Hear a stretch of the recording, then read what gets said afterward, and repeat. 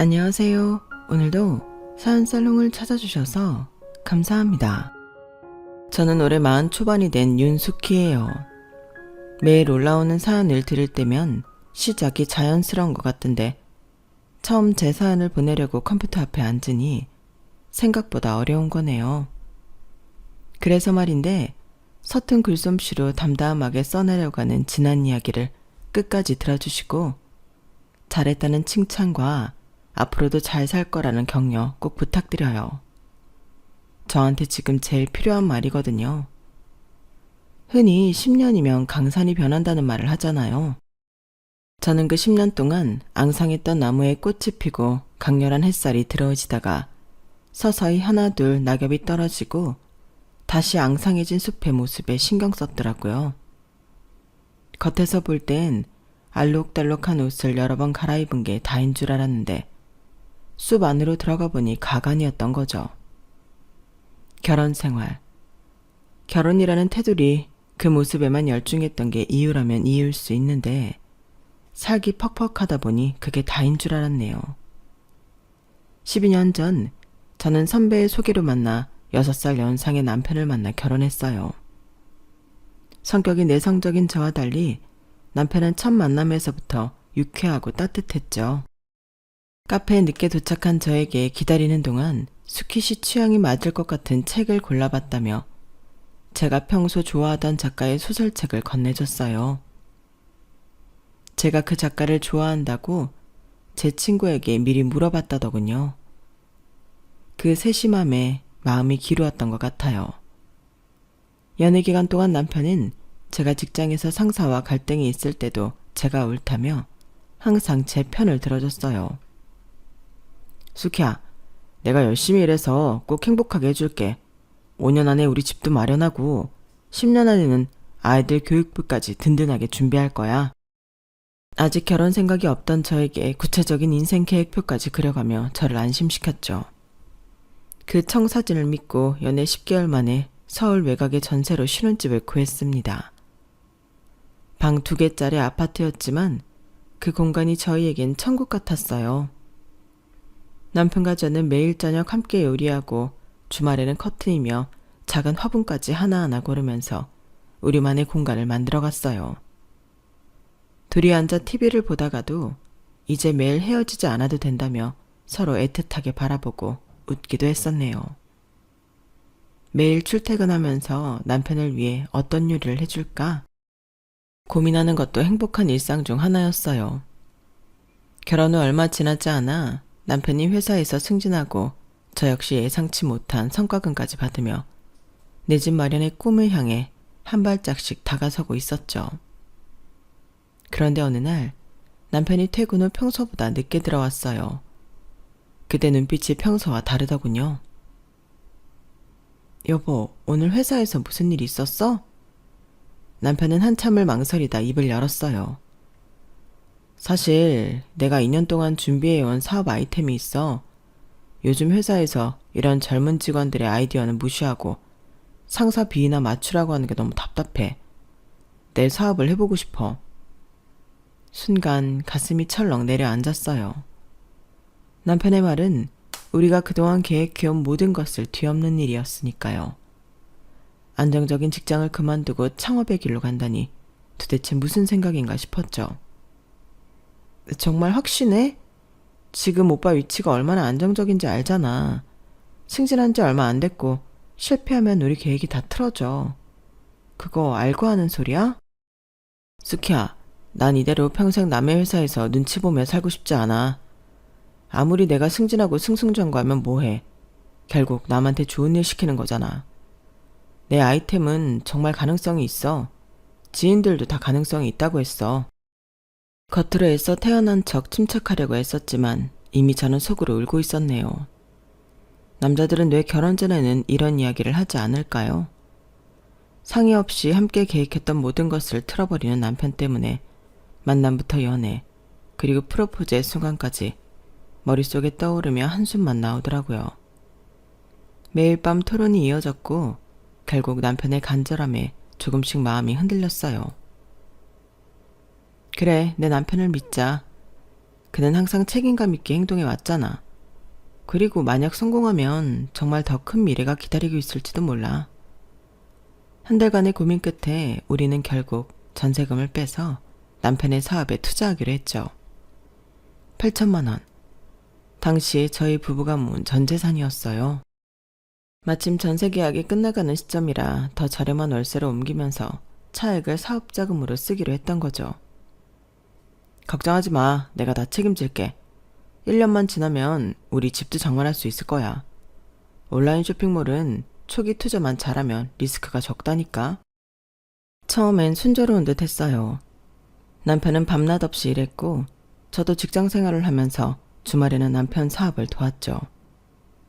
사무실 임대료 아끼려고 집에서 작업했는데 거실은 온통 상품의 샘플과 포장재로 가득했어요.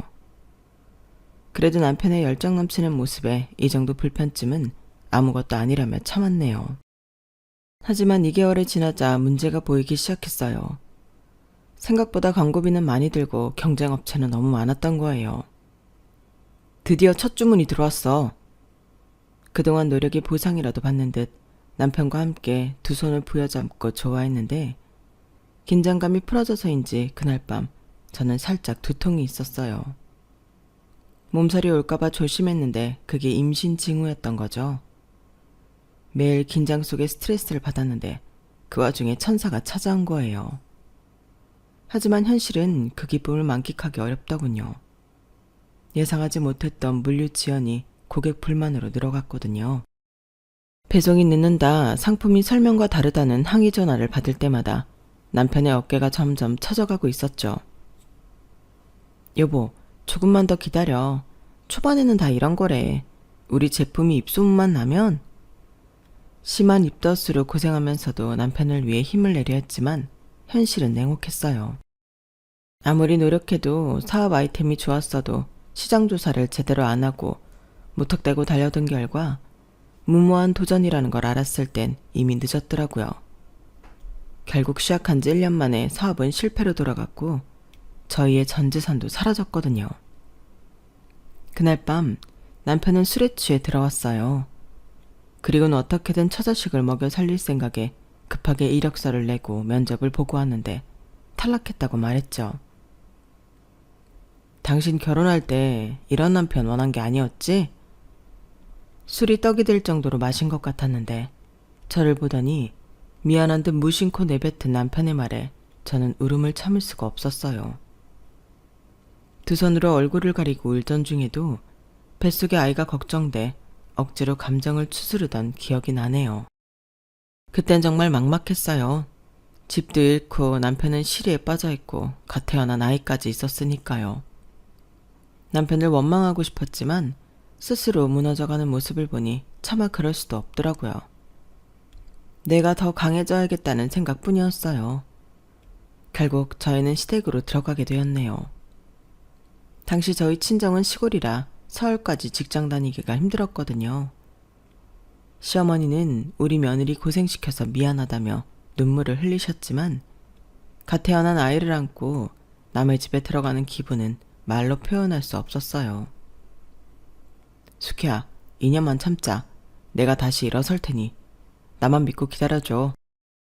남편은 다시 취업 전선에 뛰어들었지만 한번 경력이 단절되니 예전처럼 좋은 회사에 들어가기 쉽지 않더군요. 그는 자존심을 버리고 작은 회사에 입사했고 저도 일하고 싶었지만 몸이 약한 아이 탓에 육아에 전념하게 되었네요. 당연히 월급은 턱없이 적었고 그마저도 계약이 끝나면 몇 달씩 실업 상태가 이어졌죠. 여보, 우리 언제쯤 독립할 수 있을까? 현서도 이제 어린이집 다닐 나이고. 조금만 더 기다려. 지금 진행 중인 프로젝트가 잘 풀리면 보너스도 받을 수 있어. 그럼 전세 보증금 일부라도 마련할 수 있을 거야. 하지만 그 조금만 더가 영원히 이어지는 것 같더군요.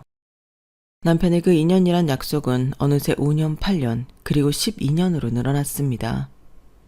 그 사이 둘째도 태어났고 시부모님은 연세가 더 드신 만큼 우리 가족의 거처도 여전히 시댁이었으니까요. 어느덧 시어머니는 집안일에 손 하나 까딱도 안 하셨고 육아와 집안일은 모두 제 차지가 되었죠. 물론 시댁에 들어간 처음부터 그랬던 건 아니었어요. 오히려 시어머니는 첫 몇 달 동안 저를 많이 배려해 주셨던 기억이에요. 아마 결혼해서 잘 살 거라고 생각했는데 아들이 사업을 말아먹었고 가난아기를 안고 들어온 며느리가 불쌍했던 거겠죠. 현서가 울면 먼저 달려가 안아주시고 저보고는 몸조리 잘 하라며 당신이 아기를 보신다고 했던 모습이 아직도 눈에 선하거든요. 그 시절만 생각하면 지금도 마음이 아려요. 그때의 시어머니는 정말 따뜻했거든요. 이른 아침에도 저보다 먼저 일어나 아기 기저귀를 갈아주시고 제게는 몸보신한다며 끓여주신 미역국을 떠서 드시라고 건네주셨으니까요. 그렇게 산후조리 한 달을 고생 없이 보낼 수 있었는데 어디서 일이 잘못되었을까. 다 지난 일이지만 되돌아보면 가슴 시리게 아프고 따뜻한 기억으로 떠오르네요. 어머니, 정말 감사해요. 저 혼자였으면 어떻게 했을지. 제가 진심으로 감사 인사를 드리기라도 하면 시어머니는 손사래를 치며 따뜻하게 웃으셨죠. 무슨 소리야. 네가 낳은 아이가 내 첫 손주인데. 네 자식이기도 하지만 내 손주니 내가 도와주는 게 당연하지. 산후조리 잘못하면 나중에 몸고생 더하니까 쉴 때 쉬렴. 하지만 3개월쯤 지나자 상황이 달라지기 시작하더군요. 처음엔 미묘하게 느껴졌던 변화가 점점 뚜렷해지면서 제 따뜻했던 봄날도 그렇게 서서히 가을을 지나 매서운 찬바람이 부는 겨울로 가고 있었다는 걸 그땐 미처 알지 못했네요. 어느 날 아침 현서가 붙여서 안고 있는데 시어머니가 주방에서 소리치셨어요. 숙희야, 내가 지금 나가봐야 하는데 빨래 좀 개놓으렴. 반일 멜래? 손주 볼래? 그러면 다들 반일 한다는데 내가 그 말이 무슨 말인지 알겠더라. 허리가 어찌 아픈지 몸을 숙이지도 못하겠어. 그땐 그 말이 서운하게 들리지 않았어요. 그만큼 많이 봐주신 덕분에 저도 빠르게 출산 전 컨디션으로 돌아왔거든요. 오히려 제 몸이 빠르게 정상 컨디션을 찾은 만큼 어머니를 힘들게 한 것 같아 죄송한 마음도 있었죠. 그런데 그런 일이 하루로 끝나는 게 아니더라고요. 아침밥 준비는 숙희 네가 하는 게 좋겠다. 이제 조금 있으면 애 이유식도 먹이고 밥도 챙겨 먹어야 하는데 해봐야 실력도 늘지. 안 그래? 그러시더니 또 며칠 뒤에는 그러시더라고요. 오늘은 청소기만 돌리지 말고 물걸레질도 좀 하고 그래. 청소기만 돌리니까 바닥에 먼지가 그대로잖아. 매일은 어렵더라도 2, 3일에 한 번은 물걸레질 해줘야 애 기관지에도 좋은 거야. 알지? 그렇게 하나씩 집안일이 제게 넘어왔어요. 남편이 출근하고 시아버지도 나가시면 집에는 저와 시어머니 그리고 아기만 남았죠. 처음에는 시어머니가 하나 둘 이유를 대시며 지시하는 일만 했는데 어느새 제가 모든 집안일을 도맡아 하고 있더라고요. 아침부터 저녁까지 빨래, 청소, 설거지에 아기 돌보기까지. 시어머니는 TV만 보시거나 친구분들과 약속이 있다며 외출하시는 게 어느덧 일상이 되더라고요. 제가 현서를 안고 청소기를 돌리다 보면 세탁기가 다 된 지 한참 지난 적도 있었어요. 그럴 때면 이런 말씀도 하시더라고요. 세탁기 다 되면 빨래부터 널어야지. 안 그러면 주름 다 생겨서 말라도 다림질 별도로 해야 해. 얼마나 귀찮아. 일을 2번 하는 거잖아. 다음부턴 꼭 세탁기 다 됐다는 소리 들리면 하는 일 멈추고 빨래부터 널어. 알았지? 이게 다 생활의 지혜야. TV를 보시다가 세탁기에서 빨래를 꺼내는 저에게 말씀하셨죠. 저는 청소기 소리에 정신이 팔려 언제 다 되었는지도 몰랐거든요. 어머니는 그 소리 다 듣고 계시면서도 당연히 당신 일이 아니라고 생각하셨던 거예요. 어느 순간 잔소리만 하실 뿐 절대 손은 대지 않으셨어요. 식사 준비를 할 때도 먹고 싶은 음식에 대해 말씀하시거나 간이 너무 짰다, 싱겁다, 훈수만 두셨을 뿐 도와주시는 일은 일절 없었고요. 한 번은 현서가 갑자기 열이 나서 밤새 안고 있었어요. 아침이 되어 녹초가 된 상태로 주방 싱크대에 쌓인 그릇들을 보며 한숨이 나왔죠. 도무지 움직일 힘이 나지 않아 어머니께 부탁드렸어요. 어머니, 제가 어제 현서 밤에 보채느라 잠을 잘 못 잤어요. 도무지 체력이 안 되네요. 청소기도 돌려야 하는데 죄송하지만 설거지만 좀 도와주실 수 있을까요? 시어머니는 TV를 보다가 저를 힐끗 쳐다보시더니 별것 아니라는 투로 말씀하셨죠. 에이, 내가 네 나이 때는 애 셋에 시할머니까지 모시고 살았어. 근데 고작 애 하나에 체력이 안 되는 게 어딨어. 요즘 젊은 사람들은 나약해도 너무나 약해. 그러지 말고 저녁에 현서 재우면 나가서 동네라도 한 바퀴 뛰고 오렴. 애는 크는 만큼 네 나이도 될 텐데 체력이 지금보다 더 떨어지면 다 늙은 내가 집안일 하리? 어머니, 그래서 어머니 지금도 비 오면 허리 아프시다고 말씀하시잖아요. 힘든데 쉬지 못하고 일 계속하셔서요. 저도 그러면 어떡해요. 다른 날 같으면 제가 하죠. 그런데 저 정말 어제 현서 보느라 한숨도 못 잤어요. 울려고 내려놓으면 어머니나 그이 잠 못 잘까봐 어제 밤새 안고 있었거든요. 고생을 대물림하는 게 당연하다는 듯 말씀하시는 시어머니 말투에 저도 모르게 입이 자동으로 열리더라고요. 그리고 어머니, 지금은 예전과 달라요. 모시고 사는 게 어딨어요? 같이 사는 거지. 시어머니는 제 말에 놀라신 듯 눈을 동그랗게 뜨시며 저를 한참 쳐다보시더라고요. 평소 제가 대꾸를 잘 안 하는 편이었거든요. 시부모님 댁에 들어와 산다는 게 이유라면 이유였겠죠. 그러고 보니 그게 문제의 시초였는지도 모르겠지만요. 여하튼 지렁이도 밟으면 꿈틀한다고 더 이상은 안 된다는 생각이 들었던 것 같아요. 하지만 뛰는 놈 위에 나는 놈이 있다더니 시어머님이 딱 나는 분이셨네요. 어머, 너 지금 나한테 한 말이지? 지금 너랑 나 둘이 있으니까 분명 나한테 한 말 맞지? 나 놀라서 심장 벌렁거리는 거 들리니? 요즘 애들 나약하고 버릇없다 하더니 다른 집 며느리도 아니고 내 며느리가 그럴 줄 꿈에도 몰랐다. 두 눈 부릅뜨고 말대꾸를 다다니 말세야 말세. 세상에 어떻게 돌아가려고. 결국 시어머니는 거실 TV를 끄시더니 저 들으라고 큰 소리로 중얼거리시며 안방으로 들어가시더라고요. 어찌나 어이없던지 눈물이 찔끔 나오려다가도 어금니를 꽉 깨물게 만들었죠. 그날 저녁 퇴근한 남편에게 쌓였던 서운함과 분노가 뒤섞인 감정들을 털어놓았어요. 당신 입장 이해해. 몸이 피곤해서 도와달라고 말했던 건데 그런 소리 들었으면 나라도 서운했을 것 같아. 그런데 엄마 말처럼 엄마는 그런 세대를 보내셨던 분이니까 당연하다고 생각하셨을 거야. 오히려 당신이 또박또박 맞는 말에서 더 어이없고 괜히 민망하니까 TV 끄고 거실 들어가셨다며. 다음엔 안 그러시겠지. 나도 엄마한테 말 잘해볼게. 미안해. 내가 사업 말아먹지만 않았어도 당신 힘들게 안 하는 건데. 속 시원하게 어머님 욕을 해주는 남편은 아니었지만 중간에서 자기 나름대로 애쓰려는 남편을 보고 있으면 갑자기 또 미안하다는 생각이 들었어요. 남편도 남편 나름대로 아둥바둥 애쓰고 있는데 철없이 제 맡은 일을 안 한다는 느낌이 들었던 거죠. 다 지나고 보면 부질없는 짓이었는데 말이에요.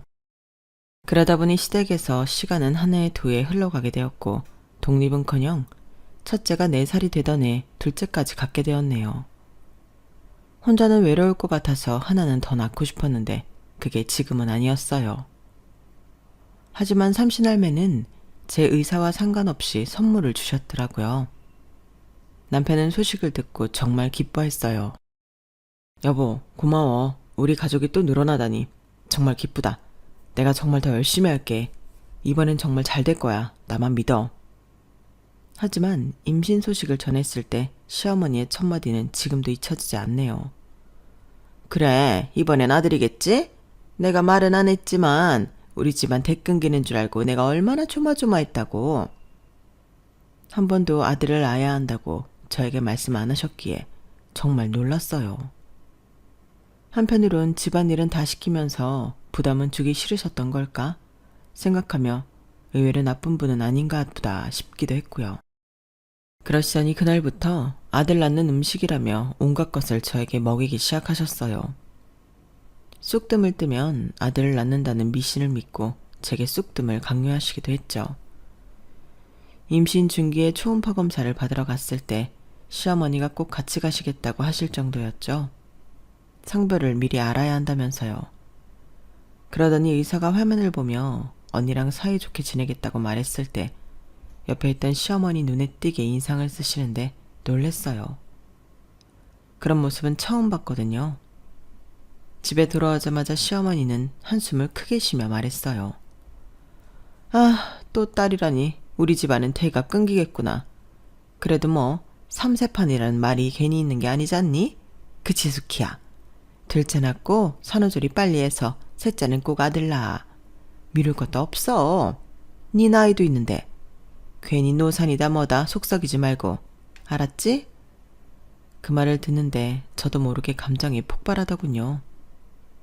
임신이라 예민한 시기였는지 아니면 그동안 혼자 집안일 다 하면서 쌓여왔던 분노였는지 지금 생각해봐도 갈피를 잡기 어렵지만요. 어머니, 요즘 시대가 어느 시대인데 아들이에요. 아들 있다고 잘 사는 시대는 아니잖아요. 건강하게 태어나면 감사한 거죠. 아직 뱃속에 있는 애 들으면 어떻게 하시려고 그런 말씀을 아무렇지 않게 하세요. 최대한 감정을 추스리며 말하려고 했었어요. 병원이라 주위에 사람도 있었고 옛날 사고방식을 가진 분이시니 안 먹힐 거라는 걸 알았지만 제 생각은 꼭 말씀드리고 싶었으니까요. 무슨 소리야?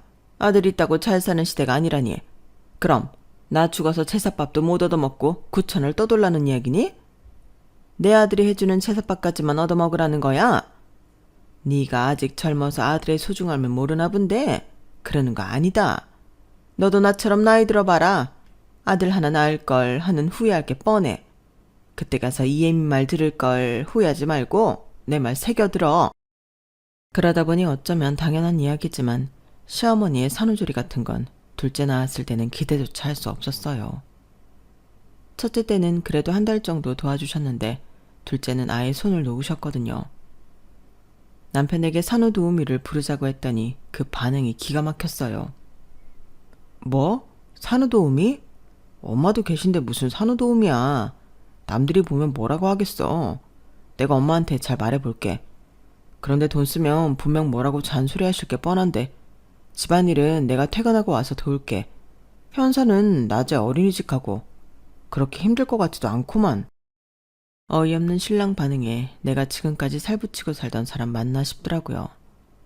엎친 데 덮친 격이라고 시어머니는 더 하셨네요. 요즘 젊은 사람들 참 하여튼 손 하나 까딱 안 하고 편하게만 살려고 해. 산후도우미 부르는 거 너무 사치야. 우리 때는 상상도 못했어. 그리고 남들이 보면 뭐라고 하겠니? 시어머니 있는데 산후도우미 부른다고? 뒷담화 엄청 나올 텐데. 산후조리가 뭐 별거야? 뜨끈한 방에 누워서 미역국만 먹으면 되는데 배고프다고 젖주는 게 뭔 일이야? 집안일?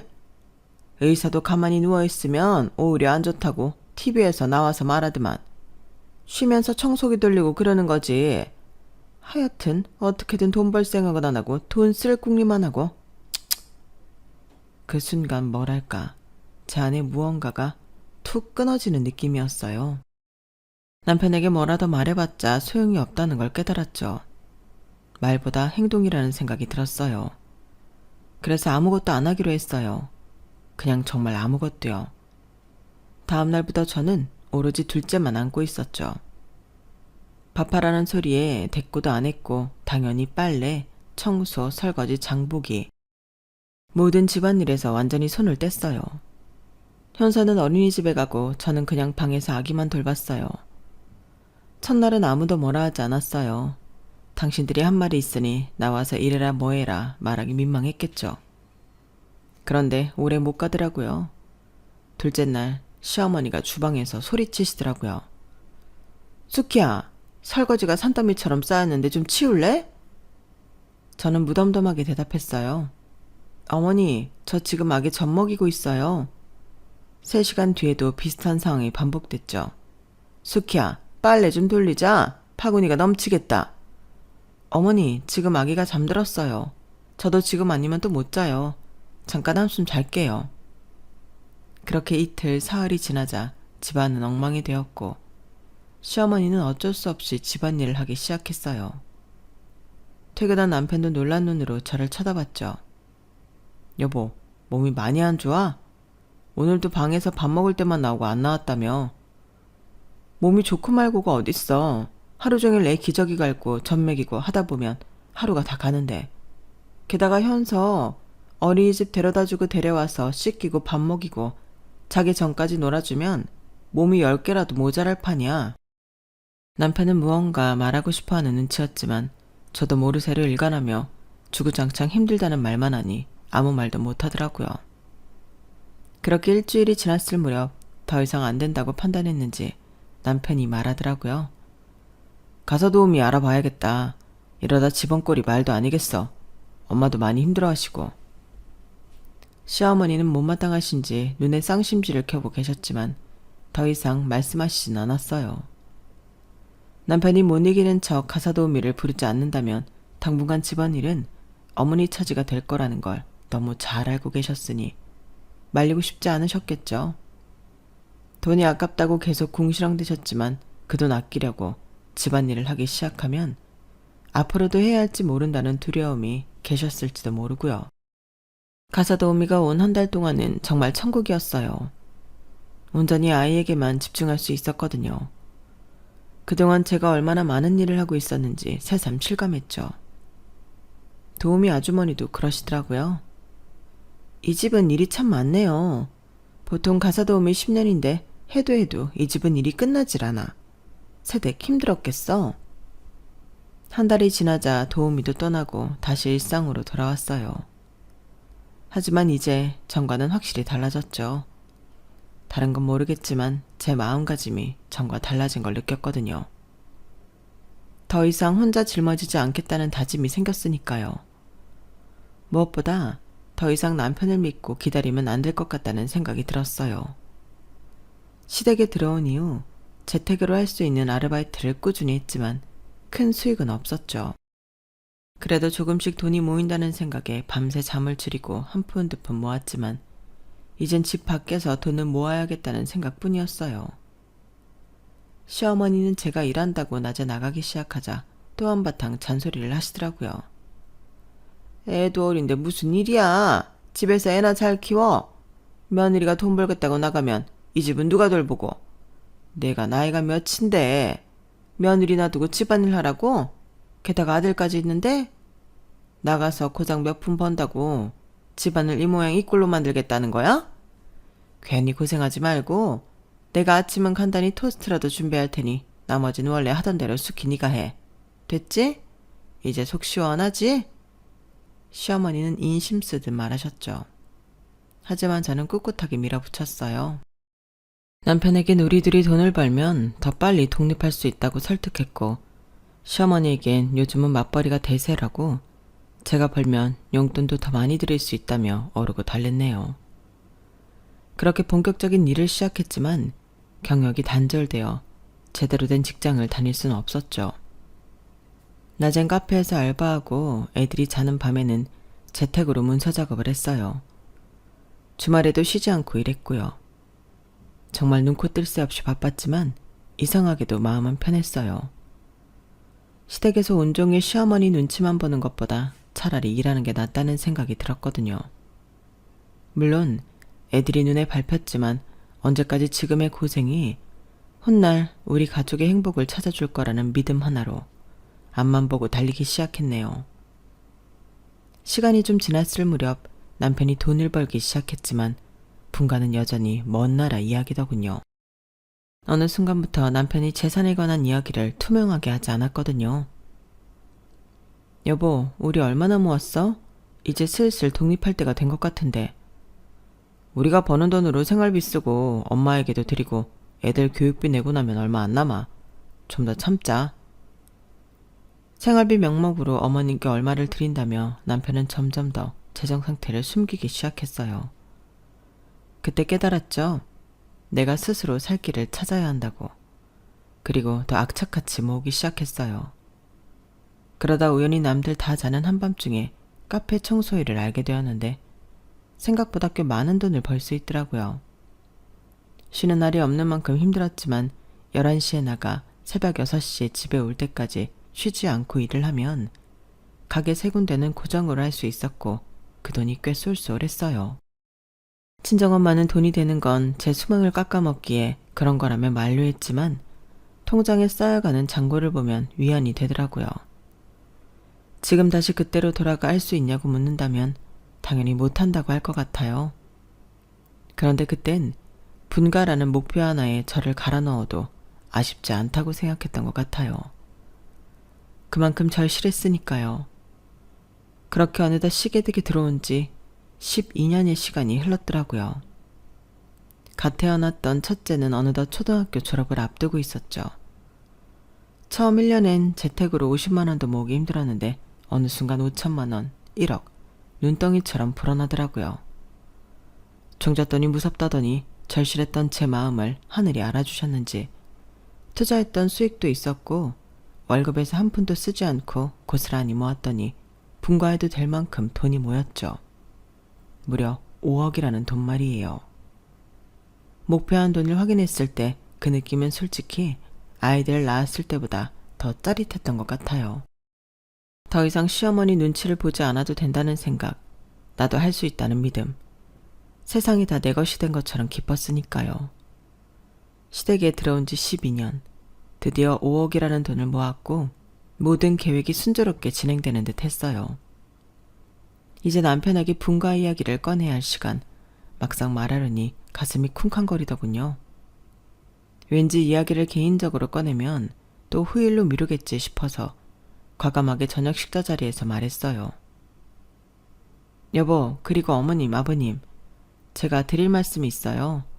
저희 이제 분가하려고 해요. 갑작스러운 제 말에 남편은 젓가락을 떨어뜨렸고 시어머니는 눈을 동그랗게 뜨셨어요. 뭐? 분가? 무슨 돈으로? 우리가 돈이 어딨다고 그래. 그래, 당신 마음 알았어. 이따 얘기해.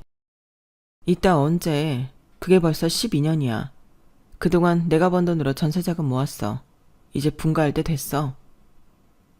시어머니는 숟가락을 내려놓으며 한숨을 깊게 내쉬었어요.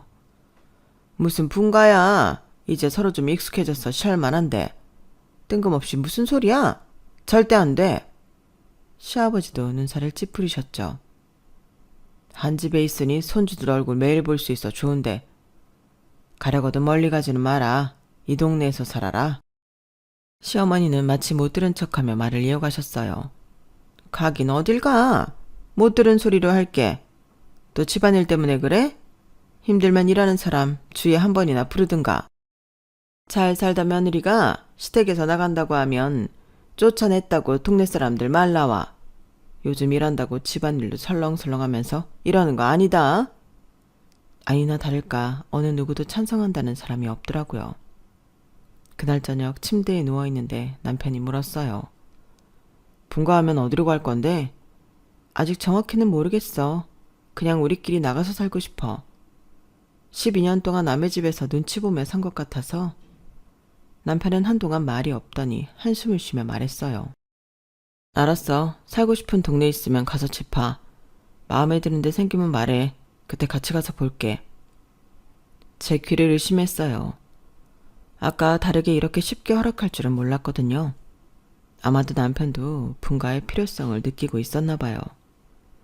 아니면 제가 진짜 독립할 거라고는 생각하지 않았던 건지도 모르겠고요. 그날부터 열심히 집을 보러 다녔어요. 첫째 아이의 중학교 진학도 고려해야 했기에 학군이 좋은 곳을 중심으로 알아봤죠. 인터넷으로 매물을 검색하고 휴일이면 부동산을 돌아다니며 집을 봤어요. 2주 정도 지났을 무렵 시어머니가 갑자기 물으셨어요. 그래서 마음에 드는 집은 구했니? 몇 군데 있는데 아직 모르겠어요. 큰애 중학교도 생각해야 하니까 더 복잡하네요. 시어머니는 고개를 끄덕이셨어요. 그래, 이사 계속 다니는 것도 일이니까 이왕이면 애들 학교도 좋은 데로 가는 게 맞지. 한 달이면 이사 가나? 집 구해지면 이삿날 잡아봐야 알겠지만 빠르면 한 달, 늦어도 2달이겠죠. 분가 안 된다고 하시더니 허락하시게요? 허락하고 말고 할 게 뭐 있냐? 네가 언제 내 말 들었냐? 내가 안 된다고 했는데 집 보고 다니고 있지 않냐? 하고 싶은 거 하는 상전 며느리니 어차피 분가할 것 같아 물어본 것 뿐이야. 속으로 웃음이 났어요. 미운 정도 정이라고 내심 시원 섭섭하신가 보다 생각했죠. 그러다 드디어 마음에 드는 집을 찾았어요. 초등학교와 중학교가 도보 5분 거리에 있는 아파트였죠. 남편에게 보여줬더니 좋다고 동의했고요. 그렇게 5억으로 전세 계약을 했어요. 오래된 아파트에 복도식이라 방도 2개고 남들이 보면 별것 아니라고 생각하겠지만 저에겐 어떤 궁전보다 근사하게 느껴졌죠. 계약금을 치르고 나니 마치 구름 위를 걷는 듯한 기분이었고요. 한 달이라는 시간을 어떻게 보냈는지 모르겠어요. 매일 콧노래를 부르며 손꼽아 기다렸는데 시간이 참 더디게 가는 느낌이었거든요. 그렇게 이삿날이 다가왔어요. 휴가 못 내서 미안해. 거래처 들렀다 가야 해서 일정을 맞출 수 없었어. 요즘 이삿짐센터 잘 되어 있으니 어렵지 않을 거야. 수고해. 혼자 이사해야 하는 게 내심 서운했지만 크게 개의치 않았어요. 어차피 제가 추진한 분가였으니까요.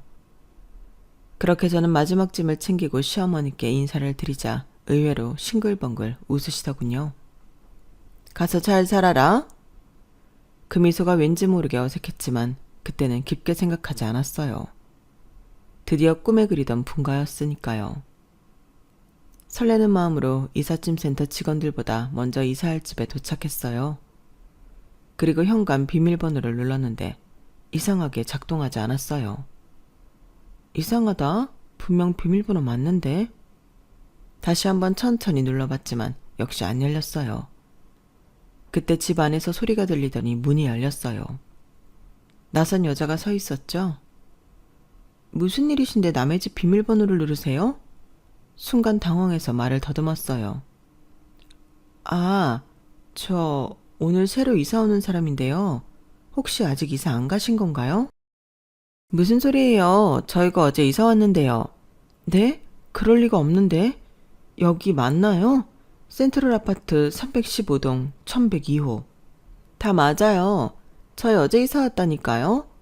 무슨 일인지 모르겠지만 경찰에 신고하기 전에 가세요. 당황스러워서 얼른 문을 닫고 나왔어요.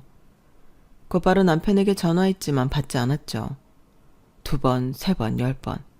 계속 전화했지만 남편은 끝내 받지 않았어요. 그새 도착한 이삿짐센터 직원들은 어리둥절해하면서 짐을 어디에 내려놓아야 할지 물었어요. 당장 짐을 풀 곳이 없었기에 일단 시댁으로 돌아가자고 했어요. 머릿속이 하얘지며 눈앞이 캄캄했죠. 시댁에 도착했을 때 현관문이 열려 있었어요.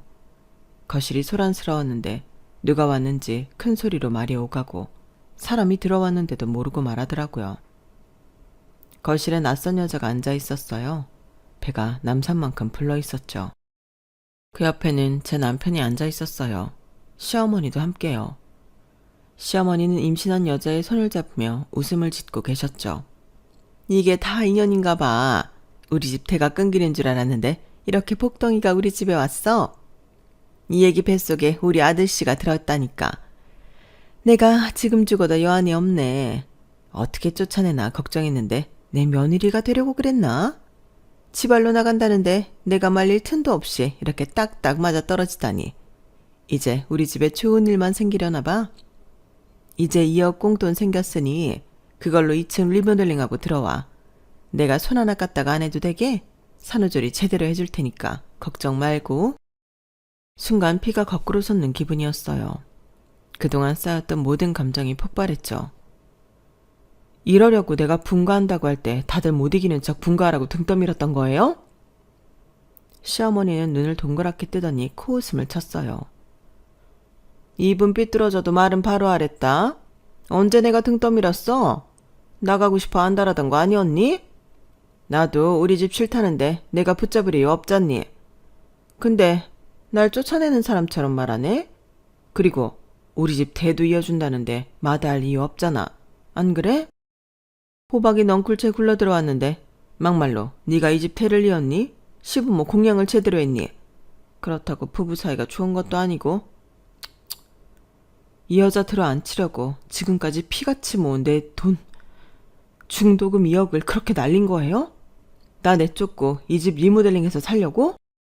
시어머니도 결국 이 계획에 가담하신 거네요. 말 조심해. 빼돌리긴 뭘 빼돌려. 사실 당신이 번 돈이면 내가 번 돈이나 마찬가지인데 내가 내 돈 찾아 쓰겠다는데 뭐가 잘못됐어? 그런데 순간 예상치 못한 사람들이 거실로 들어왔어요. 경찰이었죠. 그리고 제 변호사님도요. 김철수 씨, 사기 횡령, 문서 위조 혐의로 체포합니다. 이건 무슨 소리야? 그건 경찰서 가서 이야기해. 검찰도 그렇게 생각하는지 어디 한번 보자고. 경찰이 남편을 연행하는 동안 저는 가방에서 서류 한 뭉치를 꺼냈어요. 예전보다 사업이 잘 될 것 같다고 매일 늦게 들어온다더니 사업이 아니라 연애를 하고 있었더라? 그것도 유부남이? 아주 애간장이 녹던데? 눈이 동그래진 시어머니와 당황한 내연녀를 향해 차분히 말했어요. 법원에 이혼 소송과 함께 재산분할 청구했어. 내 명의의 재산은 당연히 다 가져가고 당신 명의의 재산 절반, 그리고 외도와 사기 행각에 대한 위자료 청구까지 하나도 빠짐없이 할 거야. 그리고 어머님, 민법 839조 2에 따라 혼인 중 육아와 가사노동에 대한 기여분도 인정받을 거예요. 12년 동안 무보수로 일한 가사노동자로서의 시간가치도 계산해서요. 내연녀는 놀란 표정으로 자리에서 일어나려 했어요. 하지만 제가 손을 들어 제지했죠. 그리고 당신에게도 청구할 거야. 그러니까 돈 준비해야 할 거야. 시어머니는 시퍼렇게 변한 얼굴로 소리쳤어요. 이게 다 무슨 소리야? 어디서 헛소리를 짓거려? 어머님, 헛소리 아니고 사실이에요. 그나저나 저한테 줄 돈도 돈이지만 이사 준비하셔야겠던데요. 이 사람이 사업한다고 몰래 이 집 담보대출 받은 거 알고 계셨어요? 이자가 꽤 밀렸던 것 같던데. 기한 넘기면 경매로 넘어간다는 소리도 있고. 시어머니 얼굴이 하얗게 변하시더니 뒷목을 잡고 그대로 쓰러지셨죠. 내연녀는 상황이 안 됐다고 생각했는지 황급히 일어나 도망치려다 넘어져 배를 부여잡았고요. 남편은 오해가 있는 것 같다고 말했지만 결국 경찰서로 가게 되었고 저는 변호사와 함께 그 자리를 떠났죠. 사실 저는 몇 개월 전부터 모든 것을 눈치채고 있었어요. 남편이 퇴근해서 이것저것 정리하는데 서류 가방에서 웬 초음파 사진이 한 장 나오더라고요. 이게 뭐야? 아, 회사 신입이 출산휴가 미리 쓴다길래 임신을 해야 출산휴가를 쓰는 거라고 말했더니 자기가 임신했다고 가져왔어. 회사에 둔 줄 알았는데 떨어져 가방에 들어갔나 보네. 하여간 요즘 MZ세대 무섭다니까. 그런가 보다 하고 별 의심 없이 그냥 넘어갔는데 며칠 뒤 남편이 넌지시 물어보는 거예요. 당신은 입덧 없지 않았어? 왜? 아니 그냥 TV 보니까 입덧 심해서 밥 못 먹는다는 여자들도 있던데 유난인가 싶어서. 그때 뭐지? 하는 생각이 들었어요. 왜 여자 촉 있잖아요. 애 둘을 임신했을 때도 궁금해하지 않던 입덧. 그걸 이제야 묻는다는 게 아무래도 이상했죠. 남편이 잘 때 차키를 몰래 가져와 블랙박스를 확인했더니 낯선 여자와 함께 차에 타는 모습이 찍혀 있었어요. 차 안에서 히히덕거리는 소리도 녹음되어 있었고요. 어이가 없었지만 바로 행동하지 않고 그때부터 차근차근 이혼 준비를 시작했어요. 변호사를 찾아가 법적 대응책을 마련했죠. 지금까지 살았던 게 억울해서라도 쉽게 이혼 서류에 도장 찍고 싶지 않았거든요. 그렇게 분가 준비를 하고 반격을 생각할 때 남편이 결정적인 순간을 제시하더라고요. 전셋집 계약을 하고 며칠 지나지 않았는데 부동산에서 전화가 왔거든요. 사모님, 왜 이사 안 해요? 아무리 그래도 계약금 5천만 원이 위 집 개 이름도 아니고. 그게 무슨 말이세요? 급하게 돈 쓸 데가 있어서 계약 파기한다며 오늘 남편이 왔다 갔어. 그런데 내가 아무리 생각해도 이건 아닌 것 같아서 집주인한테 말해뒀거든. 오늘 중 다시 계약하면 아무 일 없던 걸로 해준다고 했고. 어이가 없었죠. 아무리 자신이 번 돈이 아니고 사업을 하며 말아먹은 돈이 많아 돈 몇 천만 원이 우습게 보였나 싶었고요. 그리고 차분히 생각했죠. 그래, 갈 때까지 가보자고요. 그 사실을 알았던 저녁, 남편은 저에게 아무 말도 하지 않았어요. 태연하게 중도금 넣고 이삿날 잔금 넣으면 되는 거지 라고 묻더니 오랜만에 이사하니 가물가물하다며 넌지시 물을 뿐이었죠. 웃긴 건 집주인한테는 제가 바람이나 재산을 빼돌리려 한다며 사정사정해서 중도금을 돌려받았다는 거예요. 사실 남편이 저지른 일은 단순한 부부싸움이 아니라 법적으로 사기와 횡령, 그리고 문서 위조에 해당했어요. 그리고 제 도장과 서명을 위조한 것은 명백한 범죄였죠. 변호사님의 조언대로 경찰에 고소장을 제출했고 확보한 증거를 함께 제출했어요. 남편이 제 명의의 재산을 허락 없이 처분하려 한 행위는 재산상 배임에 해당했기 때문에 경찰이 직접 출동한 것이었죠.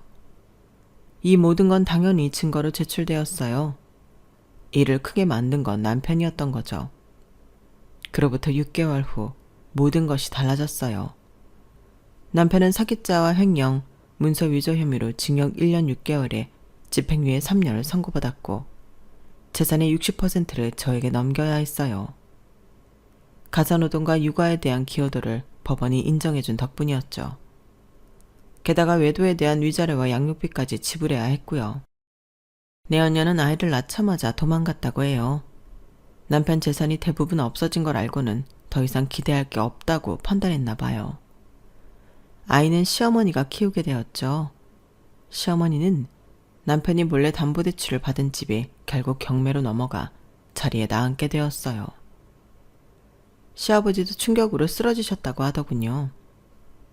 저는 그동안 카페 청소로 쌓은 경험을 살려 클리닝 서비스 회사를 창업했어요. 아직 안정적인 수익을 내려면 몇 달 더 해봐야 알겠지만 내 일을 한다는 자부심에 매일 눈 뜨는 게 즐거워요.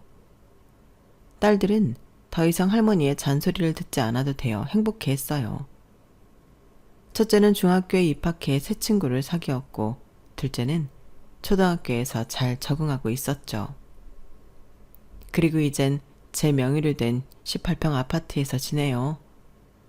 그동안 모은 돈의 위자료를 받으니 작은 평수 아파트는 살 수 있겠더라고요. 물론 대출 조금 껴서요. 그래서 저 요즘 너무 행복해서 어디라도 자랑하고 싶었어요. 앞으로도 저 잘해갈 수 있겠죠? 제 이야기는 여기까지입니다. 들어주신 분들 모두 행복하시고 부자 되세요. 여러분, 사연 댓글에 응원과 현명한 조언 부탁드려요. 좋아요와 구독은 저에게 큰 힘이 됩니다. 오늘도 좋은 일 가득하세요.